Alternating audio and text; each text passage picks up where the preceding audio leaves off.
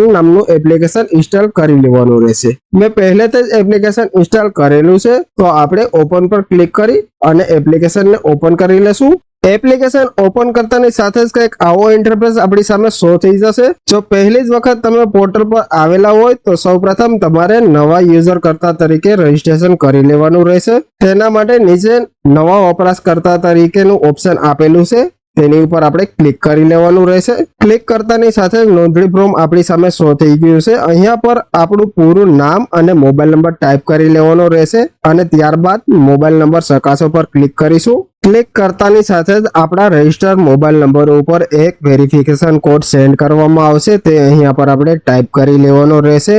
Verification code type કરી લીધા બાદ મારી નોંધણી કરો પર ક્લિક કરી દેવાનું રહેશે। સક્સેસફુલી આપણું રજીસ્ટ્રેશન થઈ ગયું છે। ત્યારબાદ આપણે લોગિન કરવાનું રહેશે। લોગિન કરવા માટે અહીંયા પર આપણો મોબાઈલ નંબર ટાઈપ કરી લેવાનો રહેશે અને ત્યારબાદ ઓટીપી મોકલો પર ક્લિક કરીશું।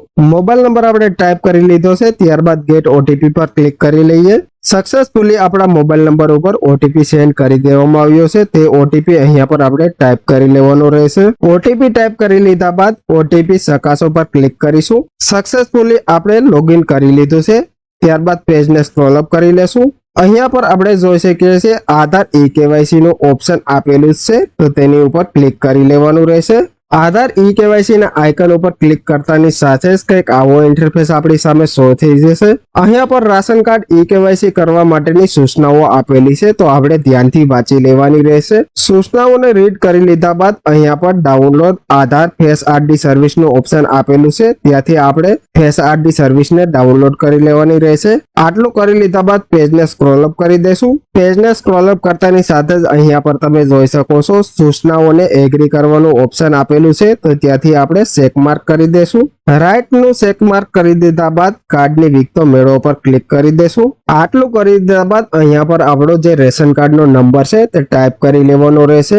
રાશન કાર્ડ નો નંબર ટાઈપ કરી લીધા બાદ અહીંયા પર જે કોડ આપેલો છે તે ફિલઅપ કરી લેવાનો રહેશે। આટલું કરી દીધા બાદ કાર્ડના સભ્યોની વિગતો મેળવો પર ક્લિક કરી દેશું। ક્લિક કરતાની સાથે રાશન કાર્ડના બધા સભ્યોની વિગત અહીંયા પર શો થઈ જશે। નીચે તમે જોઈ શકો છો આધાર ઈ-કેવાયસી માટે સભ્યો પસંદ કરો તેની ઉપર આપણે ક્લિક કરી લેવાનું રહેશે। અહીંયા પર જે સભ્યોના આધાર કાર્ડ ઈ-કેવાયસી નથી થયેલા તેના નામ શો થઈ જશે તો જે પણ સભ્યોનું આધાર કાર્ડ ઈ-કેવાયસી કરવાનું હોય તે સભ્યોને સિલેક્ટ કરી લેવાનું રહેશે અને ત્યારબાદ આધાર ઈ-કેવાયસી કરો પર ક્લિક કરી દેશું। ક્લિક કરતાની સાથે જ ફરીથી એકવાર આપણે એગ્રી કરવાનું રહેશે તો એગ્રીનો ચેક માર્ક ક્લિક કરી લઈએ। આટલું કરી લીધા બાદ ઓટીપી જનરેટ કરો પર ક્લિક કરી દેવાનું રહેશે।